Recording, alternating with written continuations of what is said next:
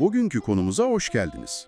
Önümüzde Mülkiye dergisinden Serhun Al'ın yazdığı, başlığı da oldukça kışkırtıcı bir makale var. Evet, başlık gerçekten dikkat çekici.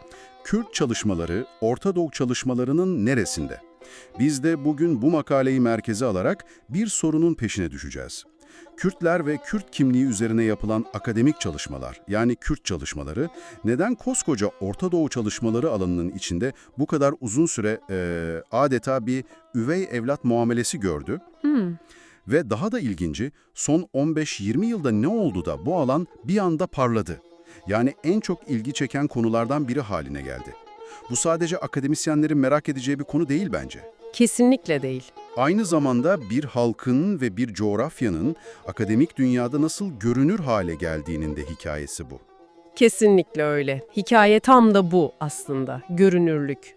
Makalenin ana fikri şöyle özetlenebilir. 20. yüzyılın başında Osmanlı İmparatorluğu dağılırken bölgedeki pek çok halk kendi ulus devletini kurma fırsatı buldu. Evet, Ama Kürtler 4 farklı ülkeye yani Türkiye, İran, Irak ve Suriye'ye dağılmış bir coğrafyada bu sürecin dışında kaldılar.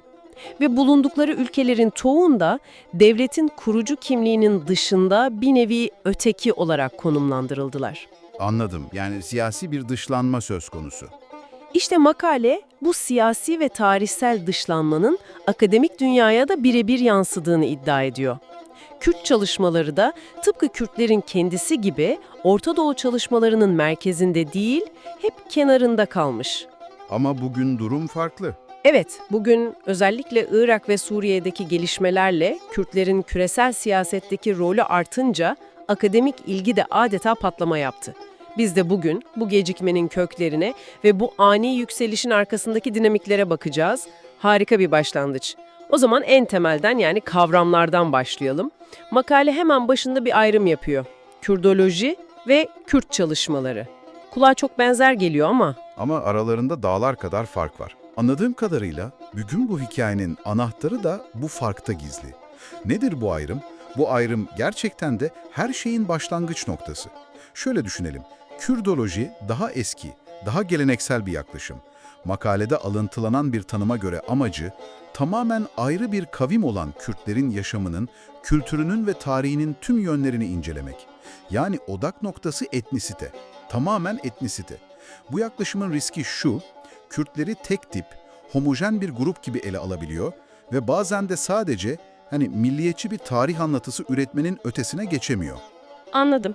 Yani biraz içe dönük, sadece Kürt olanı anlatan bir alan gibi.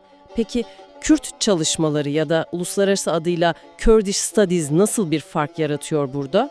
İşte devrim tam da burada başlıyor. Kürt çalışmaları çok daha modern ve kapsayıcı bir kavram. Makale bunu etnisite üstü bir disiplin olarak tanımlıyor. Etnisite üstü. Bu ilginç bir tanım. Yani evet, merkezinde Kürtler var ama sadece onlarla sınırlı değil. Kürdistan coğrafyasında yaşayan Ezidiler, Süryaniler, Türkmenler, Araplar gibi tüm farklı grupları da inceleme alanına dahil ediyor. Daha kapsayıcı yani. Çok daha kapsayıcı. Ve daha da önemlisi kendini siyaset bilimi, sosyoloji, antropoloji gibi farklı disiplinlere açıyor. Amacı sadece bir halkın hikayesini anlatmak değil, o hikaye üzerinden devlet-toplum ilişkileri, kimlik siyaseti, demokrasi gibi daha evrensel teorik tartışmalara katkı sunmak. Bu gerçekten önemli bir fark. Çünkü bu yeni yaklaşım, Kürt meselesini sadece bir etnik sorun olmaktan çıkarıp hepimizi ilgilendiren daha büyük soruların bir parçası haline getiriyor anladığım kadarıyla. Tam olarak bu. Makale sanırım bu sayede iki zıt eğilimin aynı anda incelenebileceğini söylüyor. Bir yanda Kürtlerin kendi içindeki dilsel, dini, siyasi farklılıkları, yani o çeşitlilik, Evet, heterojenleşme. diğer yanda ise 4 ülkeye dağılmış olmalarına rağmen onları birleştiren ortak bir kimlik arayışı, yani homojenleşme. Kesinlikle. Bu çift yönlü bakış açısı sahadaki o karmaşık gerçekliği anlamak için çok daha işlevsel bir çerçeve sunuyor. Artık Kürtler kimdir sorusundan çok, bu coğrafyada kimlikler nasıl oluşuyor, devletle nasıl ilişki kuruyor, sınırlar insanları nasıl etkiliyor gibi daha geniş sorular sorulabiliyor. Peki, madem bu kadar zengin bir konu, neden akademinin radarına bu kadar geç takıldı? Yani bu alan neden bu kadar geç gelişti? İşte burada makale konuyu çok daha büyük bir teoriye bağlıyor. Edward Said'in meşhur oryantalizm kavramını. Evet, şarkıyatçılık. Said özetle Batı'nın doğuyu hep egzotik, geri kalmış, akıl dışı olarak tasvir ederek kendi sömürgeci politikalarını meşrulaştırdığını söyler. Peki bu teorinin Kürt çalışmalarının kenarda kalmasıyla ne ilgisi var? İşte makalenin en çarpıcı iddialarından biri de bu. Diyor ki, oryantalizmin bir benzeri sadece Batı ile Doğu arasında değil, Orta Doğu'daki devletlerin kendi içinde de yaşandı. Buna içsel oryantalizm diyebiliriz. İçsel oryantalizm. Evet, özellikle Türkiye Cumhuriyeti örneği üzerinden gidiyor makale. Kurucu elitlerin ülkenin doğusunu ve orada yaşayan Kürtleri tıpkı Batılıların Doğuluları gördüğü gibi gördüğünü iddia ediyor. Medenileştirilmesi gereken, aşiret bağlarıyla yaşayan, modern olamayan, geri kalmış bir çevre olarak. Yani bir merkez-çevre ilişkisi. Aynen öyle. Bu bakış açısının da aslında Osmanlı'dan devralınan merkez-çevre arasındaki o emperyal bir zihniyetin devamı olduğu vurgulanıyor. Yani makalenin söylediği şu, oryantalizm sadece Batı'nın doğuya bakışı değil, aynı zamanda bir ülkenin kendi içindeki güç dinamiklerini de şekillendiren bir zihniyet. Merkez kendi çevresini medenileştirmek adına aslında bir nevi sömürgeleştiriyor.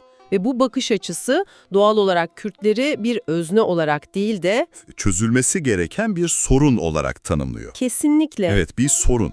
işin kilit noktası bu sorunlaştırma ve güvenlikleştirme meselesi. Kürtler kendi hikayesi, talepleri olan bir topluluk, bir özne olarak değil, devletin asayişini bozan, bütünlüğünü tehdit eden bir güvenlik sorunu olarak kodlandığında akademik alanda da özgürce çalışılamaz hale geliyor. Çünkü o zaman her türlü çalışma propaganda olarak görülebilir. Tabii ki onlar hakkında yapılacak her türlü nesnel, bilimsel çalışma, devletler tarafından bölücülük propagandası olarak yaftalanma riski taşıdı. Bu yüzden de alan uzun süre gelişemedi. Ve işte makaleye göre bu özneleşme anı, yani Kürtlerin artık hakkında konuşulan bir nesne değil, kendi hikayesini anlatan bir özne haline gelmesi her şeyi değiştiriyor. Aynen öyle.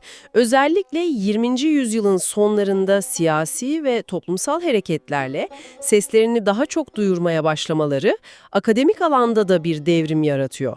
Bu postkolonyal teorinin de temel dinamiği sanırım, ezilenin kendi sesini bulması. Kesinlikle. Bu özneleşme süreciyle birlikte Kürt çalışmaları da o güvenlik parantezinden çıkıp sosyal bilimlerin meşru bir alanı haline gelmeye başlıyor. Bu sorun olarak görme meselesi aslında doğrudan kimliğin ve milliyetçiliğin nasıl tanımlandığıyla ilgili değil mi? Yani bir grubu nasıl tanımlarsanız ona yönelik politikanız da ona göre şekilleniyor. Bu teorilere giriyor. Evet. İki temel milliyetçilik teorisini karşılaştırıyor. Birincisi ilkçi ya da primordial dediğimiz yaklaşım. Bu yaklaşıma göre uluslar tarihin başlangıcından beri var olan kan, soy, dil gibi doğal ve kadim bağlara dayanan yapılardır. Yani ezelden beri var olan bir şey gibi. Evet, bu genellikle milliyetçi aktörlerin de en sevdiği anlatıdır. Makaledeki örnekler çok iyi. Mesela bazı Kürt milliyetçi tarihi yazımlarının Kürtlerin kökenini M.Ö. 7. yüzyılda yaşamış Med İmparatorluğu'na dayandırması.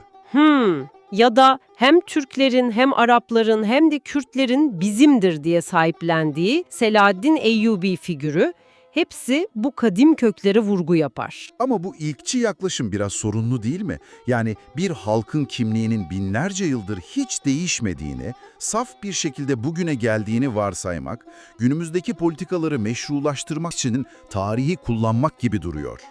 Çok yerinde bir eleştiri.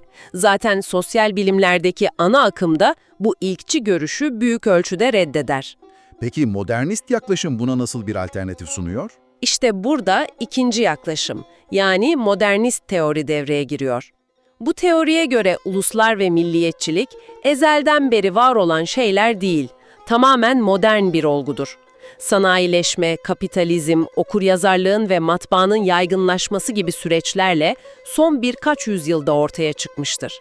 Benedict Anderson'ın hayali cemaatleri yani. Tam olarak o, yani bir ulusun üyeleri birbirlerini hiç tanımasalar da ortak bir dil, medya ve eğitim sistemi aracılığıyla kendilerine aynı büyük ailenin bir parçası olarak hayal ederler. Bu yaklaşıma göre uluslar doğal değil, inşa edilmiş yapılardır. Yani bir yanda uluslar hep vardı diyen bir görüş, diğer yanda ulusları biz modern çağda icat ettik diyen bir görüş.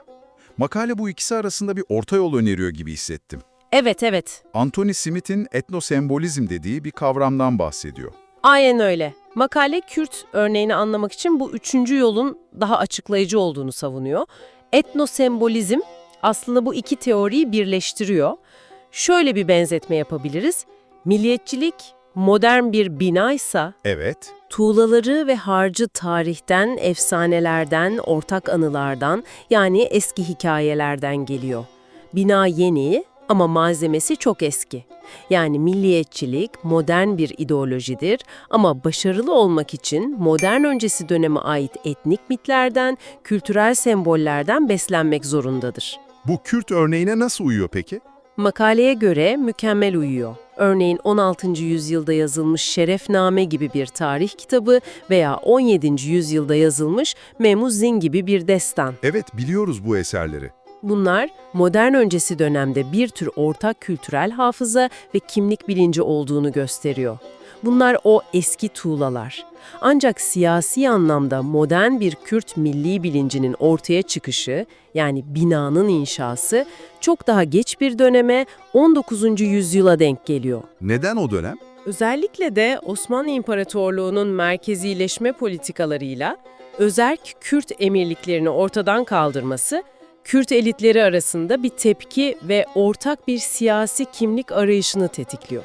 Yani etnosembolizm, kimliğin hem o tarihsel derinliğini hem de modern inşasını bir arada görmemizi sağlıyor. Peki, bu tarihsel ve teorik çerçeveden günümüze gelelim. Makalenin en ilginç bölümlerinden biri, devleti olmayan bir halk yönetme fırsatı bulduğunda ne olduğuna dair karşılaştırmalı analizi. Birbirinden tamamen farklı iki güncel Kürt yönetim deneyimini masaya yatırıyor. Evet, Irak Kürdistan Bölgesel Yönetimi, İKB'ye ve Suriye'nin kuzeyindeki Rojava Özerk Yönetimi. Bu iki örnek neden bu kadar önemli? Bu iki vaka, Kürt siyasetinin geleceğine dair iki farklı vizyonu temsil etmesi açısından inanılmaz önemli. Bir yanda Irak Kürdistan'ı var, 1991'den beri fiilen 2005'ten beri de anayasal olarak özerk bir yapı. Evet, uzun bir geçmişi var.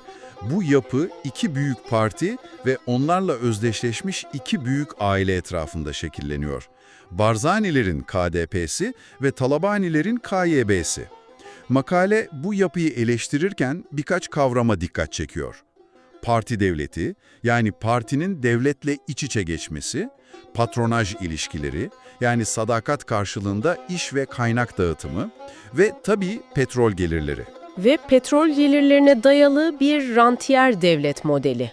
Aynen öyle. Yani aslında klasik geleneksel bir ulus devlet kurma projesine benziyor.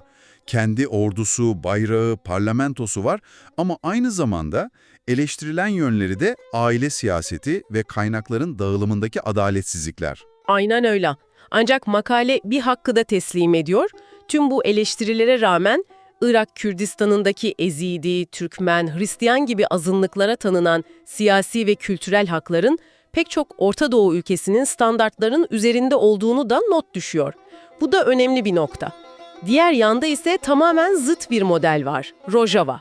2012'den sonra Suriye İç Savaşı'nın kaosu içinde ortaya çıkan bu yapı ideolojik olarak bambaşka bir yerde duruyor. Evet, Rojava modeli yani Kuzey ve Doğu Suriye özerk yönetimi, Abdullah Öcalan'ın demokratik özerklik ya da demokratik konfederalizm olarak adlandırdığı bir felsefeye dayanıyor. Peki bu felsefenin kökeni nedir? Makaleye göre bu felsefenin kökleri de Murray Bookchin gibi Amerikalı liberter sosyalist düşünürlere kadar gidiyor. Bu modelin temel iddiası ulus devlet karşıtlığı, yani sorunun kendisi olarak ulus devletini görüyor. Ulus devletin kendisine karşı yani. Evet, onun yerine etnik veya dini sınırları değil, yerelliği tevel alan, aşağıdan yukarıya işleyen, kadın-erkek eşitliğine ve ekolojiye vurgu yapan, yerel meclislere dayalı devletsiz bir toplum modeli kurmayı hedefliyor. Bu inanılmaz bir tezat. Yani bir yanda Klasik bir ulus devlet kurmaya çalışan İKB'ye, diğer yanda ulus devletin kendisini reddeden ve ona bir alternatif yaratma iddiasındaki Rojava. Biri devleti hedeflerken diğeri devletsizliği hedefliyor. Tam olarak bu. Makale bu modelle ilgili tartışmalara da yer veriyor sanırım. Kesinlikle tarafsız bir şekilde iki tarafında argümanlarını sunuyor. Rojava modelini savunanlar, bunun Orta Doğu'nun kronik sorunlarına radikal bir çözüm öneren, çok kültürlü, cinsiyet eşitlikçi bir demokrasi deneyi olduğunu söylüyor. Eleştirenler ne diyor? Eleştirenler ise ideolojik söylemin arkasında aslında PKK'nın Suriye kolu olan PYD'nin tek parti hakimiyetine dayalı Leninist ve otoriter bir yapı olduğunu iddia ediyor.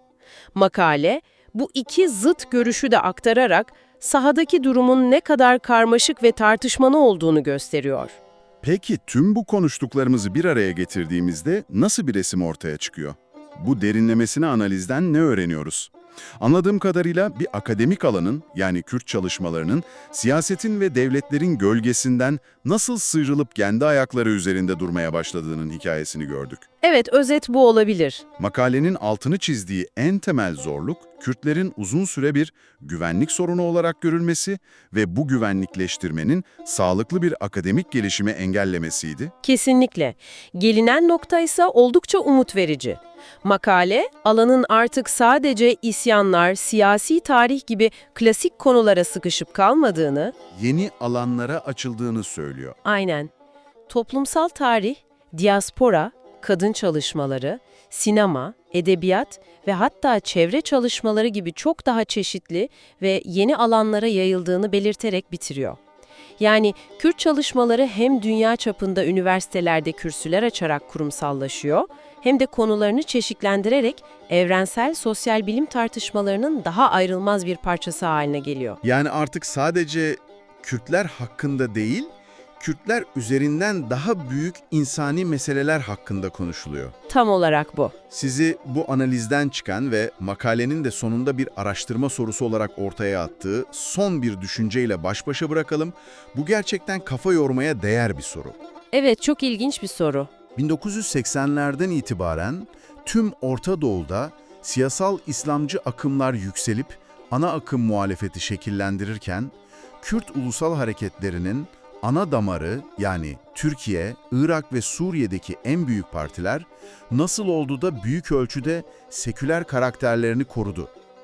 Makale, evet, Kürt-İslam sentezini savunan partiler oldu ama bunların hiçbir zaman seküler ulusal bilinç kadar etkili olamadığını belirtiyor. Öyleyse şu soruyu düşünmek ilginç olabilir. Siyasal İslam'ın yeniden şekillendirdiği bir coğrafyada, Kürt siyasi kimliğinin ana damarını bu denli ısrarla seküler kılan tarihsel, sosyolojik ve kültürel sebepler ne olabilir? Ve bu durum, bize Orta Doğu siyasetinin geleceği hakkında ne gibi ipuçları veriyor olabilir?